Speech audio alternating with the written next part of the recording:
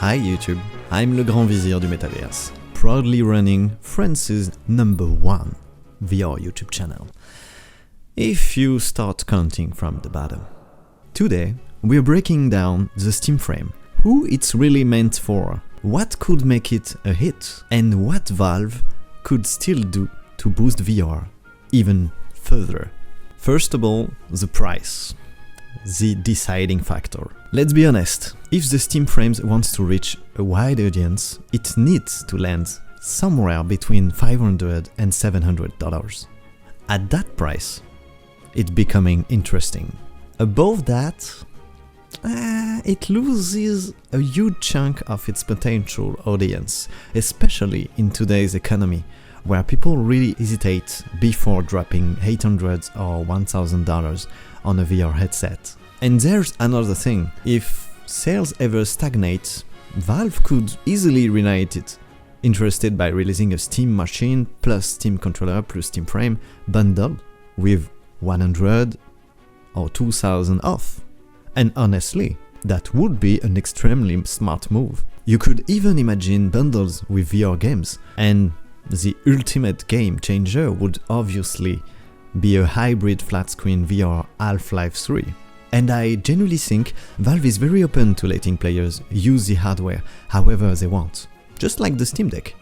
So nothing would surprise me. A classic flat-screen version, playable normally, with the option to continue your playthrough in VR, exactly like they already did with other deck-compatible games. Even a Tron VR or Sims VR, I'd buy that instantly.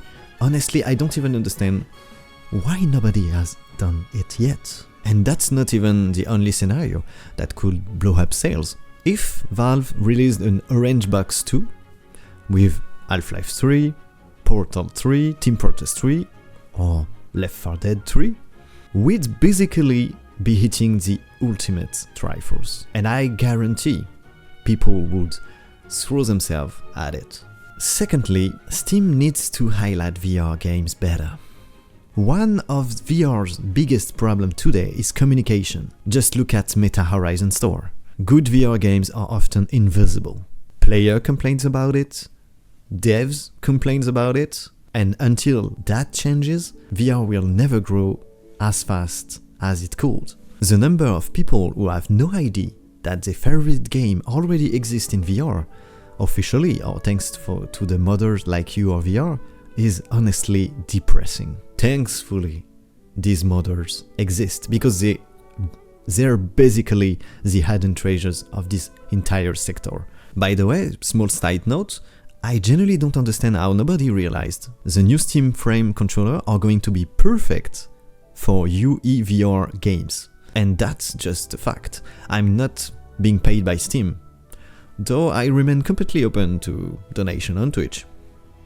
Steam Solutions is simple and could change everything. A dedicated VR tab or a homepage banner highlighting new VR releases plus a top/billboard style ranking with filters like rating by players themselves or by sales, by genres, so everyone can easily find the titles they care about. In 3, bringing the best Quest games to Steam. A huge portion of today's popular VR experiences are on Quest. Bringing them to Steam would instantly strengthen the PC VR library. And honestly, since the Steam frames is open source, there's no doubt some genius modders will figure out how to run Quest exclusives through mods or containers, which could rapidly boost the frames catalog and attract new players. And trust me, that's going to appeal to everyone who doesn't want to deal with Meta's, let's say, enthusiastic approach of personal data. And yeah, there are more of them than you think. In 4, developers adapting the dev kit a major issue. Speaking from experience, I've worked in VR escape rooms and more recently in museum and cultural VR installations. The reality is simple. VR sells better in the professional world than in pure gaming. Companies, museum, training center like Air France, training its flight attendants use VR massively. And in that world, I constantly met developers who tell me that they ended up working in VR almost by accident. Even though they originally wanted to make traditional video games, many are competent, but they are not VR user in their daily lives. And nobody can make a great VR game if they don't experience VR daily themselves.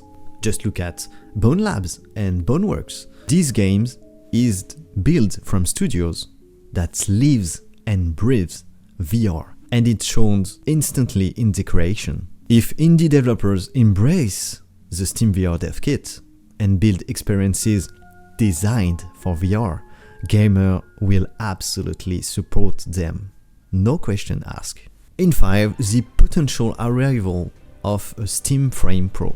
A lot, and again, a lot of you are asking for OLED lenses, a wider FOV than 200 and 1060 by 200 and 1060 per high, a native wired mode, or something closer to traditional PC VR. I totally get the frustration, and I totally understand why you want that. Personally, I was frustrated that we didn't get a new old headset, but that's because I mixed up all the leaks, and thankfully YouTubers like RamesVR were there to catch my nonsense. Go check it out, his channel.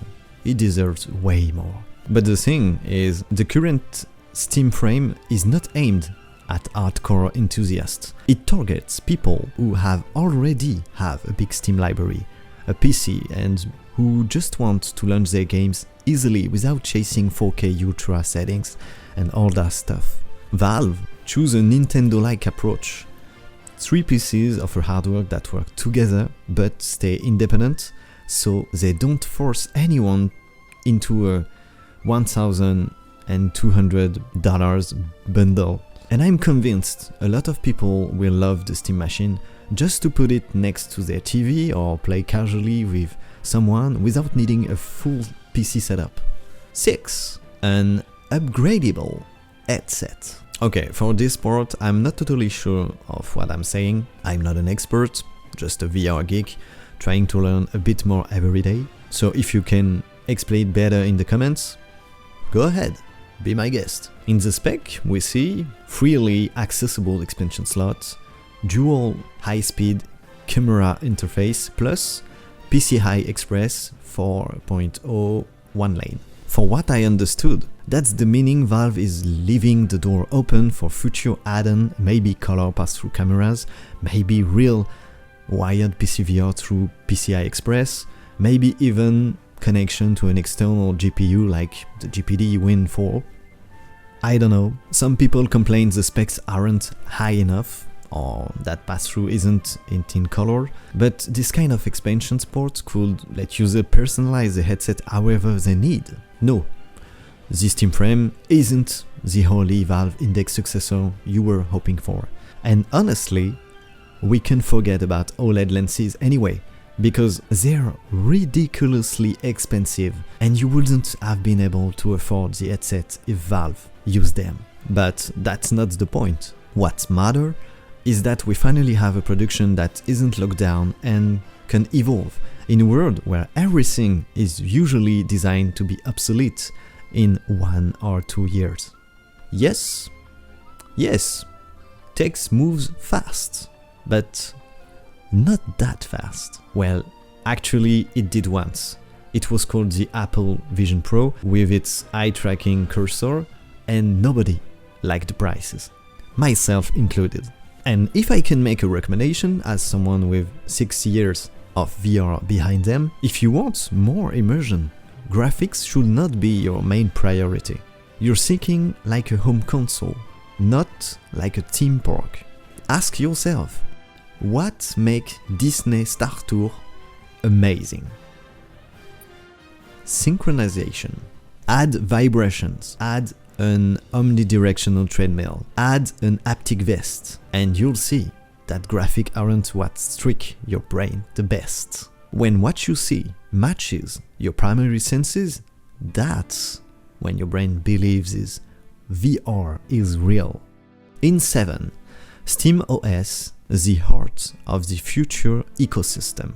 And here we reach what I think is the most important element, SteamOS. We don't yet know what the Steam Frames interface will look like. Will it be classic big picture mode or something redesigned for VR? But one thing's certain. If the UI is clean, intuitive, visually cool and perfectly interoperable between the Steam Deck, Steam Machine and the Steam Frames, the commercial potential is enormous. Even if sales don't explode on day one, that won't matter for long-term success. I think this product is like a Steam Deck. It's still relevant even as competitors appear. Then again, I could be totally wrong and things might flop harder than anything ever has. I don't know. I can't see the future. I'm just sharing my feeling. And my gut tells me this lineup isn't built around hardcore enthusiasts, but around newcomers, casual player, and people who would buy a game simply because it looked fun.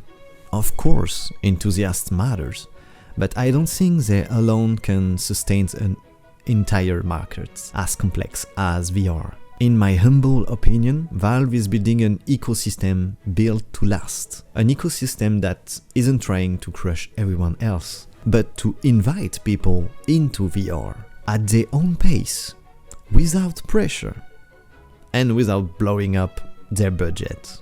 And maybe that's the right direction after all. And if you made it all the way here, I'm guessing you liked the video. Don't forget to boost it, go check out my video on Fable, you're going to love it.